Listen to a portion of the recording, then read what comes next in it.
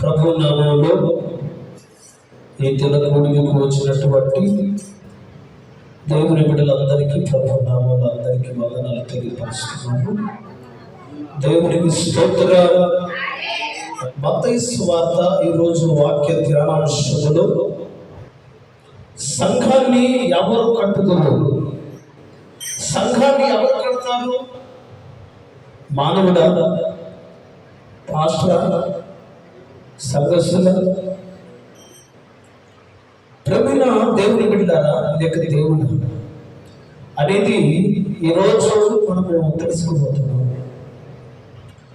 దేవుడు సంఘ విషయంలో దేవుడు ఏం మాట్లాడాడు బైబిల్ గ్రంథంలో అనేది మొదటిగా ఒక మాటను మీకు నేను తెలియజేస్తున్నాను. పేతురు భక్తుడితో దేవుడు మాట్లాడుతాడు బైబిల్ గ్రంథంలో. ఆ మాట మనం ఒకసారి చదువుదాం.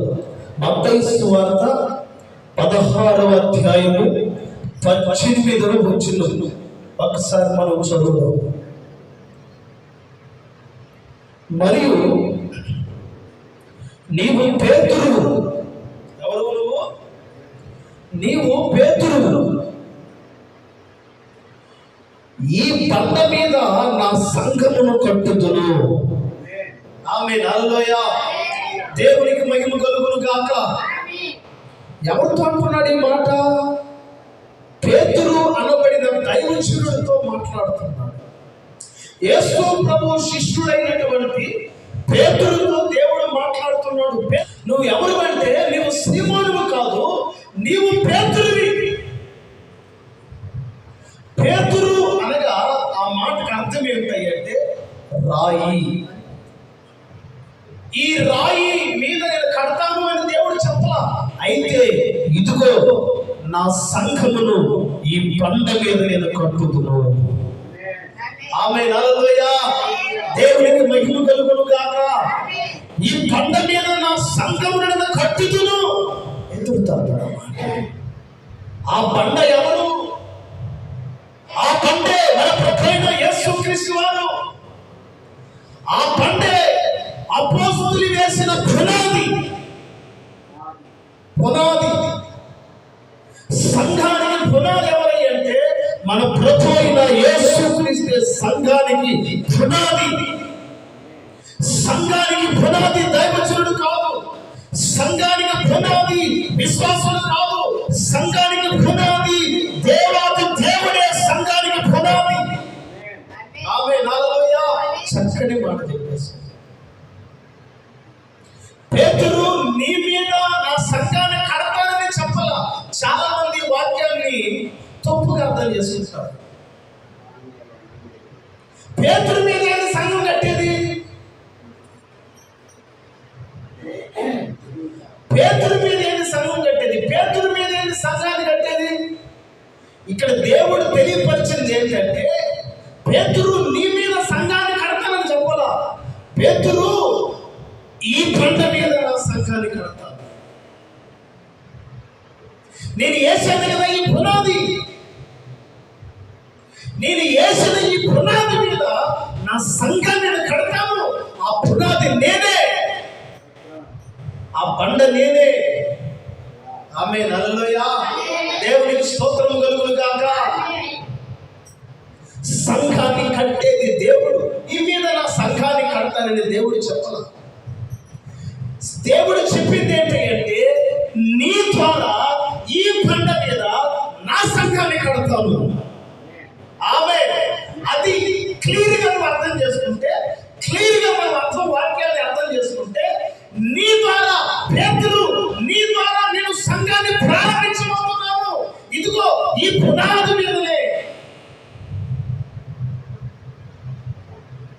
బండ అనబడిన నా బండ మీద నా సంఘాన్ని నీ ద్వారా నేను కడతాను అంటున్నాడు. దేవునికి మహిమ కలుగును గాక. హల్లెలూయా. సంఘము క్రీస్తు అనే బండ మీద నీ ద్వారా కట్టబడాలని దేవుని యొక్క గొప్ప ఉద్దేశము. నీ ద్వారా యేసయ్య అనే బండ మీద సంఘము కట్టబడాలని దేవుని ఉద్దేశమై ఉంది. నీ ద్వారా విలువైన ఒక సంఘాన్ని దేవుడు నీ ద్వారా కట్టాలని దేవుడు నిర్ణయించుకున్నాడు. అది మనం గుర్తుపెట్టుకోవాలి. ఆమేన్, హల్లెలూయా, ఆమేన్. యేసు ప్రభు సంఘానికి పునాది అయితే సంఘ క్షేమానికి ప్రారంభం నువ్వు కావాలి. ఆమేన్, హల్లెలూయా. ఎవరు ఎందుకు కావాలి? నీవే సంఘానికి ప్రారంభం కావాలి. దేవునికి స్తోత్రము కలుగును గాక. హల్లెలూయా. అయితే చూడండి, మరొక మాట బైబిల్ గ్రంథంలో, లోకం యొక్క ద్వారములు దాని ఎదుట నిలవనేరవు. ఆమేన్, హల్లెలూయా. పాతాళము లాంటి ఎన్ని శ్రమలైనా రాని, ఎన్ని కష్టాలైనా రాని, ఎన్ని ఉపద్రవములైనా రాని, ఎన్ని పరిస్థితులైనా రాని, ఎన్ని ఆటంకాలైనా రాని, ఇదిగో నా బండ మీద కట్టే ఆ సంఘం ఎదుట ఏ పాతాళ ద్వారములు కూడా నిలవలేవు. ఆమేన్, హల్లెలూయా. ఏది కూడా నా సంఘం ఎదుట నిలవలేవు. ఎందుకంటే నా బండ మీద కట్టబడిన సంఘము ప్రార్థన చేస్తే అద్భుతాలు జరుగుతాయి. ఆమేన్, హల్లెలూయా. బండ మీద కట్టబడిన సంఘము ప్రార్థన చేయగా గొప్ప కార్యములు జరుగుతాయి. బండ మీద స్థిరపడిన వాడు ప్రార్థన చేయగా అద్భుతాలు జరుగుతాయండి. ఆమేన్, హల్లెలూయా. అందుకని నీవు సంఘములో కట్టబడాలి. క్రీస్తు అనే బండ మీద నువ్వు కట్టబడాలి. ఆమేన్, హల్లెలూయా. దేవునికి స్తోత్రం. చూడండి, ఒక మాట. రెండో మాటగా మనం గమనిస్తే మత్తయి సువార్త 7వ అధ్యాయంలో చక్కని మాట అంటాడు. ఒక ఇల్లైనా ఒక సంఘమైనా అది పడిపోకుండా ఉండాలంటే దేని మీద కట్టబడాలి? దేని మీద కట్టబడాలి? చెప్పండి. దేని మీద కట్టబడాలి? అది కూడా ప్రభువే చెప్పాడు. మత్తయి సువార్త 7వ అధ్యాయము, మత్తయి సువార్త 7వ అధ్యాయము 24 వచనాన్ని మనం చదువుతాం. చక్కగా అద్భుతమైన మాట చూడండి ఒకసారి. ఎవరంట బండ మీద? ఆ బండ మీద ఎవరు కట్టబడతారు? ఏ బండ మీద? పేతురు ఈ బండ మీద నా సంఘాన్ని కట్టుదును అన్నాడు కదా. ఆ బండ మీద ఎవరు కట్టబడుదురు? ఎవరు కట్టబడతారు ఆ బండ మీద? ఎవరు నివసిస్తారా బండ మీద? ఎవరు నిలిచి ఉంటారా బండ మీద? ఏ సంఘము నిలబడి ఉంటుంది ఆ బండ మీద? ఏ వ్యక్తి నిలబడి ఉంటాడు ఆ బండ మీద? ఏ కుటుంబం నిలబడి ఉంటుంది ఆ బండ మీద అనేది మరొక రెండో మాట మీకు చెప్పి నేను ముందుకు పెడతాను. దేవునికి స్తోత్రము కలుగును గాక. హల్లెలూయా. చూడండి, అద్భుతమైన మాట. ప్రభువే తన నోటితో దివ్యమైన వాక్కు సందేశాన్ని దేవుడు అనుగ్రహించాడు. సువార్త 7వ అధ్యాయం 24 వచనంలో, కాబట్టి ఈ నా మాటలు విని, జాగ్రత్తగా వినండి, కాబట్టి ఈ నా మాటలు విని వాటి చొప్పున చేయు ప్రతి వాడు, ఎంత క్లియర్గా చెప్పాడు అన్నమాట. చూడండి, కాబట్టి ఈ నా మాటలు, నేను చెప్పబోయేటువంటి ఈ నా మాటలు అని దేవుడు అంటున్నాడు. ఈ నా మాటలు విని వాటి చొప్పున చేయు ప్రతి వాడు బండ మీద తన ఇల్లు కట్టుకొనిన బుద్ధిమంతుని పోలుకుంటును. ఆమేన్, ఆమేన్, హల్లెలూయా. గట్టిగా చెప్పండి. ఈ బండ మీద ఎవరు కట్టబడతారు అని అంటే రెండో మాట చెప్తున్నాడు. ఈ బండ మీద ఎవరు కట్టబడతారంటే 7వ అధ్యాయంలో ఏం చెప్తున్నాడు? 7వ అధ్యాయంలోకి వచ్చేసి 7వ అధ్యాయంలో ముందుగానే 7వ అధ్యాయంలో 24 వచ్చింది అంటాడు. ఈ నా మాటలు విని వాటి చొప్పున,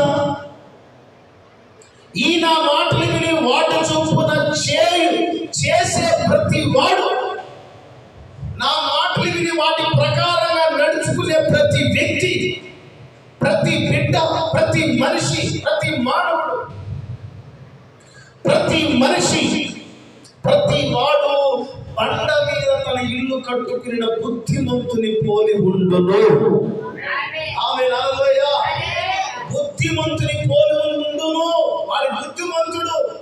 ఎవరు కూడా మరి పునాది లేకుండా ఇల్లు కట్టుకోరు. బండ మీద కాకుండా వేసేయకుండా ఇల్లు కట్టితే అది ఏమైపోతుంది? కూలిపోతుంది. అంటే దాని అర్థం ఏంటంటే, ఇప్పుడు సంఘము నిలబడాలన్నా, సంఘము నిలబడడానికి పునాది ఎవరు? ప్రభువైన యేసుక్రీస్తు. సంఘం ఎప్పుడు పడిపోదు. ఆమె హల్లెలూయ. సంఘం ఎప్పుడు పడిపోదు. ఎందుకు అంటే దానికి పునాది ఎవరు అంటే దేవుడే దానికి పునాది. ఆయన బండ ఎప్పుడు కూడా సంఘం పడిపోతుంది అనుకుంటే అది మన యొక్క అవకాశం. సంఘము అనేటువంటిది ఎప్పుడు పడిపోదు. పడిపోయేది ఎవరైతే దేవుని మాట వినకుండా తన ఇష్టం వచ్చినట్లుగా నడుచుకుంటారో వారు పడిపోయే అవకాశాలు ఉన్నాయి. అది అడగండి. ఈ నా మాటలు విని వాటి ప్రకారం చెయ్యు ప్రతి వాడు తన బండ మీద తన ఇల్లును కట్టుకుని బుద్ధిమంతుని పోలి ఉండును. అలాగున్న దేవుని మాట విని జీవితాన్ని, కుటుంబాన్ని, సంసారాన్ని, బ్రతుకుని కట్టుకొని క్రీస్తు బండ మీద నిలబడితే, ప్రేమైన దేవుని బిడ్డలారా, ఇక్కడ 25వ వచనంలో అంటాడు, వాన కురిసినను. ఆమె హల్లెలూయ. ఏమంటాడు? ఏమొస్తుంది ఇంటి మీదకి? వాన కురిసినను, వరదలు వచ్చినను, గాలి విసిరి ఆ ఇంటి మీద కొట్టినను, దాని పునాది బండ మీద వేయబడిన కనుక అది పడిపోలేదు. ఆమె హల్లెలూయ. అది పడిపోలేదు. అది పడిపోదు. మనం దేవుని మాట వినకపోతే పడిపోయే అవకాశం ఉన్నది. దేవుని మాట విని చక్కగా నీ జీవితాన్ని కట్టుకుంటే, నీ ఇంటిని కట్టుకుంటే, నీవు బండ మీద కట్టబడిన ఇల్లు వలె, బండ మీద ఉన్న సంఘం వలె నువ్వు స్థిరంగా ఉంటావు. ఆమె హల్లెలూయ. దేవునికి మహిమ కలుగును గాక. అందుకన్నాడు, మరియు ఈ నా మాటలు విని వాటి చొప్పున చెయ్యని ప్రతి వాడు ఇసుక మీద తన ఇల్లు కట్టుకొనిన బుద్ధిహీనుని పోలి ఉండును. నా మాట వినకపోతే ఇసుక మీద తన ఇల్లు కట్టుకున్న వాడితో సమానం. నా మాట వినకపోతే ఇసుక మీద తన ఇల్లును కట్టుకున్న వాడు బుద్ధిహీనుడు, అట్టి వాడితో సమానం. అట్టి ఇసుక మీద ఇల్లు కట్టితే ఏం జరుగుతుంది? వాన కురిసెను, వరదలు వచ్చెను, గాలి విసిరి ఆ ఇంటి మీద కొట్టెను, అప్పుడది కూలబడెను. దాని పాటు గొప్పదని చెప్పాను. దాని పాటు అంతా ఇంత కాదు. ఎలా ఉంటుంది ఆ ఇంటి పరిస్థితి? ఒక్కోసారి అక్కడక్కడ ఇసుక దిమ్ములలో వేసుకుంటారు గుడిసెలు. ఆ యొక్క గాలి వచ్చినప్పుడు, ఆ తుఫాన్ వచ్చినప్పుడు ఆ ఇల్లు వాటిని చూడండి ఎలా అయిపోతాయి ఆ పరిస్థితులలో. దేవునికి స్తోత్రము కలుగును గాక. అలాగున ఎన్నో కుటుంబాలు, ఎన్నో జీవితాలు, ఎన్నో సంసారాలు, ఎన్నోటువంటి పరిస్థితులు గుండా ఎన్నో కుటుంబాలు నాశనమైపోయిన దాఖలాలు ఈ భూమి మీద ఉన్నాయి కదా. ఆమె హల్లెలూయ. అలాగున నీ కుటుంబము, నా కుటుంబము నాశనము కాపాడదని క్రీస్తు అనే బండ మీద నీ ఇంటిని కట్టుకోమని, నీ కుటుంబాన్ని కట్టుకోమని, నీ జీవితాన్ని కట్టుకోమని ఈ యొక్క కోడికలో దేవుడు నీతో నాతో మాట్లాడుతున్నాడు. నమ్మిన వారికి ఇంటికి చప్పట్లు కొట్టు దేవుడు. హల్లెలూయ, హల్లెలూయ. దేవునికి స్తోత్రం. దేవునికి మహిమ కలుగును గాక. ఇంకొక 2 మాటలు చెప్పి ముగిస్తాను. దావీదు భక్తుడు అంటాడు, ఆయన పునాదిని బట్టి దావీదు భక్తుడు అంటాడు, చూడండి, ఒక దావీదు గారు ఏమంటున్నాడు? 40వ కీర్తన 2వ వచనం, నాశనకరమైన గుంటలో నుండి, ఏ గుంట? నాశనకరమైన గుంటలో నుండి చికట గల దొంగ ఊపిలో నుండి ఆయన నన్ను పైకెత్తెను. ఎక్కడి నుంచి ఎత్తాడంట? ఎక్కడి నుంచి చెప్పండి? నాశనకరమైన గుంటులో నుండి, నాశనము అయిపోతున్న పరిస్థితులలో నుంచి, నాశనకరమైన గుంట. ఆ గుంటలో పెడితే ఇంకా నాశనమే. అయినా సరే ఆ నాశనకరమైన గుంటులో నుండి, చికట గల దొంగ ఊపిలో నుండి ఆయన నన్ను పైకెత్తెను.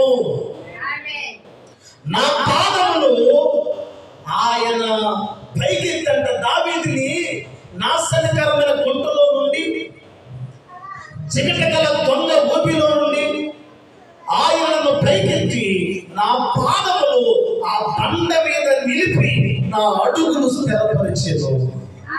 ఆమేన్, హల్లెలూయా. దేవునికి స్తోత్రము కలుగును గాక. నువ్వు స్థిరపడాలి, నువ్వు నిలబడాలి అంటే, మనం నిలబడాలి, మనం స్థిరపడాలి, మనం ఎదగాలి, మనం ఫలించాలంటే నువ్వు ఎక్కడ నిలబడితే అక్కడ నిలబడలేవు. నాశనకరమైన గుంటలో ఉంటే ప్రయోజనం లేదు. ఆ దొంగ ఊబిలోనే నువ్వు అక్కడే పడి ఉంటే అది నీకు ప్రయోజనకరం కాదు. కానీ నా దేవుని బిడ్డ, అందుకని ఈ యొక్క కోడికలు దేవుడు నీతో మాట్లాడుచున్నాడు. ఏమని మాట్లాడుచున్నాడు అంటే, దావీదు ఒక అద్భుతమైనటువంటి సందేశాన్ని ఈ యొక్క కోడికలు దేవుడు మనకు అనుగ్రహిస్తూ ఉన్నాడు. నాశనకరమైన గుంటలో నుండి, చికట గల దొంగ ఊపిలో నుండి ఆయన పైకెత్తును, నా పాదములు బండ మీద నిలిపిన అడుగులు స్థిరపరిచెను. ఆమేన్, హల్లెలూయా. నా పాదములు బండ మీద నిలబెట్టాడు ఆయన. ఆ బండే ప్రభువైన యేసుక్రీస్తు. ఆ బండ మీద మన అడుగులు ఎప్పుడైతే మనం నిలబెట్టుకుంటామో, క్రీస్తులో మన యొక్క అడుగులు ఎప్పుడైతే స్థిరంగా నిలబెట్టుకుంటామో, ప్రియమైన దేవుని బిడ్డలా ఆయన అంటాడు, నా అడుగులు బండ మీద నిలిపి, నా అడుగులు బండ మీద నిలిపి నా అడుగులు స్థిరపరిచెను. ఆమేన్, హల్లెలూయా, హల్లెలూయా, హల్లెలూయా. నేను దేవునికి మొరపెట్టి తిని, దావీదు అంటాడు ఇక్కడ 40 అధ్యాయంలో, యెహోవా కొరకు సహనముతో నేను కనిపెట్టుకుంటుని. ఎలా కనిపెట్టుకున్నాడంట? సహనముతో కనిపెట్టుకుంటుని. ఆయన నాకు చెవియొగ్గి నా మొర ఆలకించాడు. చెవియొగ్గి నా మొర ఆలకించాడు. ఆయన నా మొర ఆయనకు దగ్గరకు చేరినంత వరకు సహనముతో నేను ఓర్చుకుంటుంది. దావీదు అన్నమాట. నా మొర ఆయన దగ్గరకు చేరినంత వరకు కూడా సహనముతో ఆయన కొరకు నేను కనిపెట్టుకుంటుంది కనుక, నాశనకరమైన గుంటలో నుండి, దొంగ ఊబిలో నుండి ఆయనను పైకి లేవనెత్తి, ఇదిగో నా అడుగులు చారిపోతున్న అడుగులని ఆ బండ మీద నిలబెట్టి, ఆ బండ మీద నిలిపి నా అడుగులు స్థిరపరిచాడు. ఆమేన్, హల్లెలూయా. దావీదు ఏ స్థితిలో నాశనకరమైన జీవితంలో ఉన్నాడు, దొంగ ఊబిలో పైకి రాలేనటువంటి పరిస్థితులలో ఉన్నాడు. అలాంటి పరిస్థితుల్లో ఎవరు ఉన్నా కూడా దేవునికి మనం మొరపెట్టగలిగితే, దేవునికి నిజాయితీగా మనం ప్రార్థించగలిగితే, దేవుని బిడ్డలారా, మన అడుగులను దేవుడు స్థిరపరిచి, మన అడుగులను మరలా ఆయన బండ మీద నిలబెట్టి, మన అడుగులను ఆయన స్థిరపరిచి ఆయన నిలబెట్టగలిగిన దేవుడు, ఆయన నిలబెట్టగలిగిన దేవుడు. ఆమేన్, హల్లెలూయా, హల్లెలూయా. దేవుడు మనల్ని పడగొట్టాలని చూడట్లే, దేవుడు మనల్ని నిలబెట్టాలని చూస్తున్నాడు. సాతానుడేమో మనల్ని పడగొట్టాలనుకుంటాడు, దేవుడైతే మనం నిలబెట్టాలనుకుంటున్నాడు. మన కుటుంబాన్ని నిలబెట్టాలనుకుంటున్నాడు. నిన్ను, నీ కుటుంబాన్ని, నీ సంసారాన్ని దేవుడు నిలబెట్టాలనుకుంటున్నాడు. సాతానుడు నిన్ను, నీ కుటుంబాన్ని, నీ సంసారాన్ని పడగొట్టాలనుకుంటున్నాడు. అయితే నువ్వు ఎక్కడ నిలబడతావు? క్రీస్తు అనే బండ మీద నువ్వు నిలబడితే నీ అడుగులు స్థిరపడతాయి. దేవునికి స్తోత్రము కలుగును గాక. స్థిరపడతావు, నువ్వు బలపడతావు, నువ్వు ఆశీర్వాదాన్ని పొందుతావు, సంతోషంగా ఉంటావు, నువ్వు దీవెన పొందుతావు. దేవుని కృప ఎల్లప్పుడూ నీకు తోడుగా ఉంటుంది.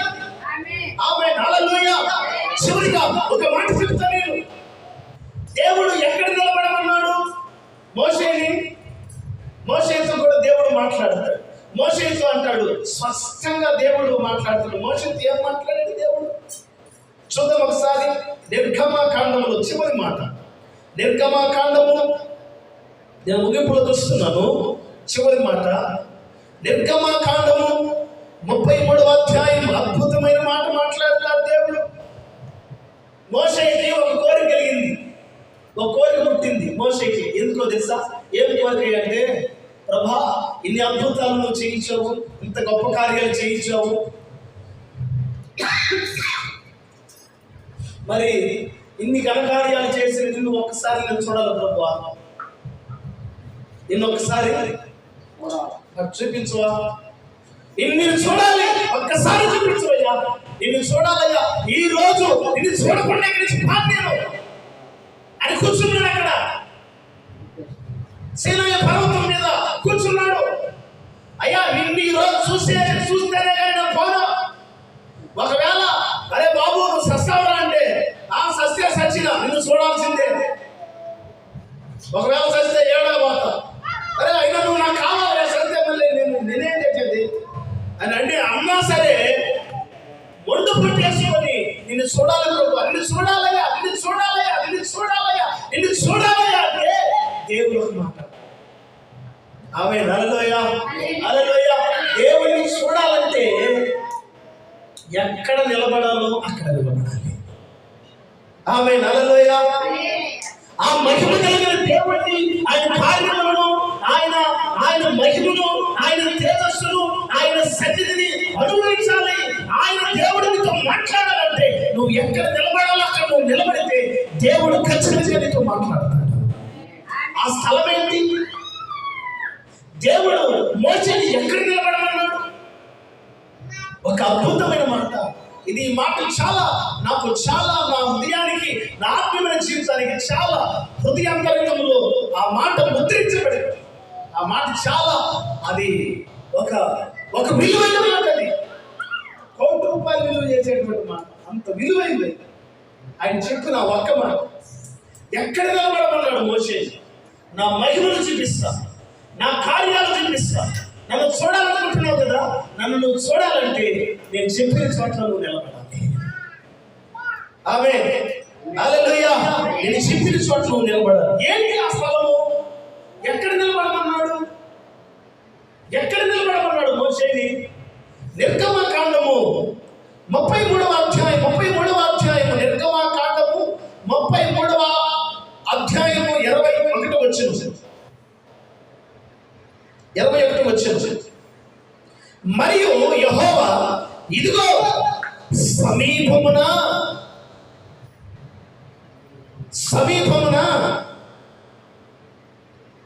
ఒక స్థలం ఉన్నది. ఏమంటున్నాడు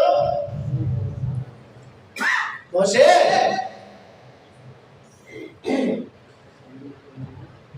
ఇదిగో మోషే, ఇదిగో సమీపమున.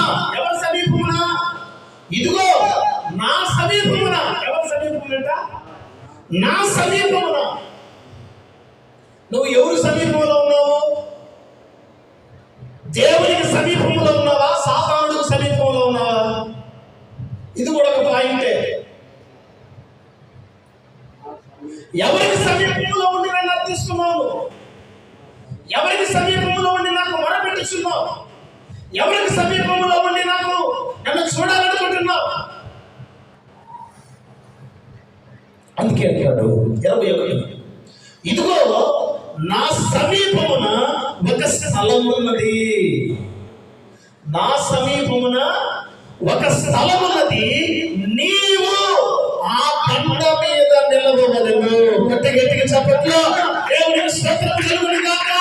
ఆమేన్. మోషే, నాకు సమీపమున ఒక స్థలం ఉంది.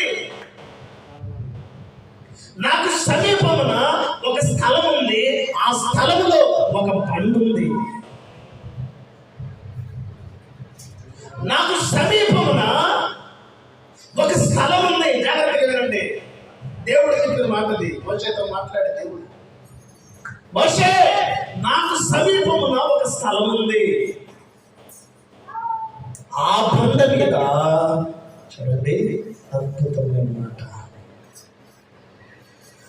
నా సమీపమున ఒక స్థలం ఉన్నది, నీవు ఆ బండ మీద నిలవవలెను. ఆమేన్, హల్లెలూయా. దేవునికి స్తోత్రం కలుగును గాక. నీవు నన్ను చూడాలనుకుంటున్నావు కదా, నేను మాట్లాడితే సరిపోదా? నేను కార్యాలు చేస్తే సరిపోదా? నీకు నేను తోడుగా ఉంటే సరిపోదా? నన్ను చూడాలనుకుంటున్నావు మోషే, అయితే నన్ను చూడాలనుకుంటున్నావు కనుక ఇదిగో ఆ బండ మీద నిలవబడు. ఆమేన్, హల్లెలూయా. నా బండ మీద, ఆ బండ మీద చెక్కు చెదరకుండా, కదలకుండా, మెదలకుండా చక్కగా ఆ బండ మీద నిలబడు. ఆ బండ మీద నిలబడు, చక్కగా నిలబడు. ఆ బండ మీద నేను చూపించేటువంటి ఆ బండ మీద నువ్వు చక్కగా నిలబడితే నేను నిన్ను ఇప్పుడు దాటిపోతాను. నా వెనక భాగాన్ని నువ్వు చూడు, నా చేతిని నీకు అడ్డు పెడతా, నువ్వు సావకుండా. దేవునికి స్తోత్రము కలుగును గాక. హల్లెలూయా. ఎంత అద్భుతమైన మాట్లాడతాడు ఆయన. చూడండి, తన కుమారుడు ఇట, తన దాసుడు ఇట్లా చనిపోకుండా, నాశనం అయిపోకుండా, ఎందుకంటే ఇశ్రాయేలు ప్రజలను నడిపించడానికి నాయకుడు.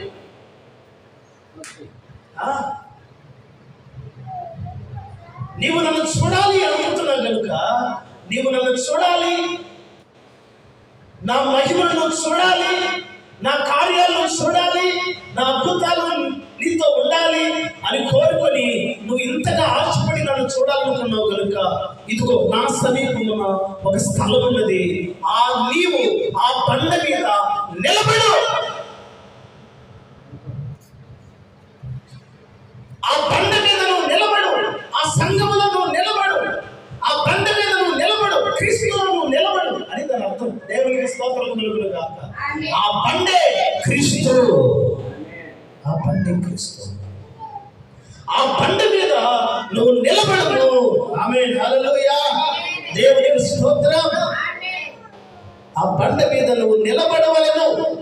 నా మహిమను నేను దాటి వెళ్ళుచుండగా ఆ బండ సందులో నిన్ను ఉంచి, ఆ బండ సందులో నిన్ను ఉంచి నిన్ను దాటి వెళ్ళు వరకు నా చేతితో నిన్ను కట్టెదను.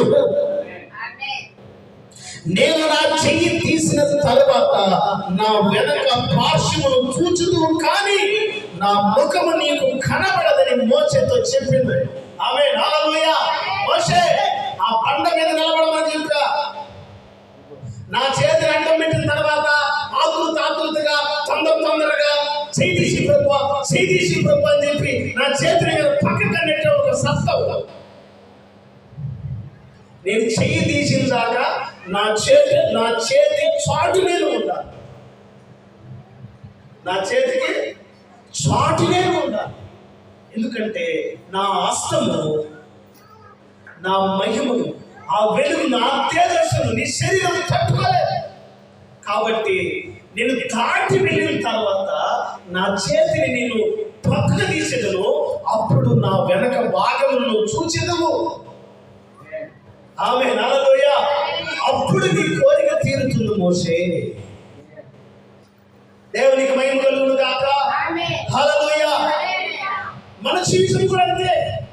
దేవుని బిడ్డలారా, సంఘము అనబడిన మనము, క్రీస్తు అనే బండ మీద నిలబడి కట్టబడిన మనము, మొదట నా సంఘమును బండ మీద కడతాను, ఈ బండ మీద కడతాను పేతురుతో అన్నాడు.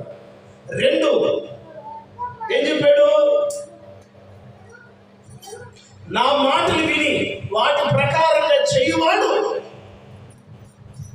బండ మీద తన ఇల్లును కట్టుకున్న బుద్ధిమంతుడును పోలి ఉండు. నెంబర్ 3, నీవు నాశనకరమైన గుంటలో ఉన్న, దొంగ ఊపిలో నువ్వు చిక్కుకుపోయిన తండ్రి అని ఆయన వైపున మనము చూడగలిగితే నిన్ను లేవనెత్తి నీ అడుగులను ఆ బండ మీద నిలిపి నిన్ను స్థిరపరిచే దేవుడు. అంత మాత్రమే కాదు, ప్రభువా నీ మహిమను నేను చూడాలి, నువ్వు నాతో మాట్లాడాలి, నేను నీతో ఉండాలి, నేను చూడాలి ప్రభువా అనుకున్నటువంటి, నీతో నేను జీవించాలి ప్రభువా, నీవు నాకు కావాలి ప్రభువా అన్నటువంటి ఆలోచన నీకు కానీ నాకు ఉంటే దేవుడు చెప్పినట్టుగా, మోషేతో దేవుడు మాట్లాడినట్టుగా నీవు ఆ బండ మీద చక్కగా నిలబడాలి. నీవు ఆ బండ మీద నువ్వు చక్కగా నిలబడితే తన చేతిని నీకు అడ్డుగా వచ్చి ఆయన మహిమను నీకు చూపించి నిన్ను బహుగా ఆయన నిన్ను నన్ను చక్కగా దేవుడు వాడుకుని కాక ఆమె దేవుడి మాటని జీవించిన కాక. సంఘమును కట్టేది దేవుడు. సంఘాన్ని కట్టేది ఎవరు? దేవుడు. మనిషిగా సంఘాన్ని కట్టేది. కాబట్టి దేవా సంఘాన్ని కడితే అది ఎప్పటికీ కూడుతుంది. మన ప్రార్థన ఒకటే, సంఘాన్ని నువ్వే కట్టాలి. సంఘాన్ని కట్టాల్సింది మేము కాదయ్యా, సంఘాన్ని కట్టాల్సింది నీవు. అది ఈ రోజు ఈ సంఘ ప్రార్థనలో మనం చేయాల్సిన ప్రార్థన. ఆమేన్. హల్లెలూయా.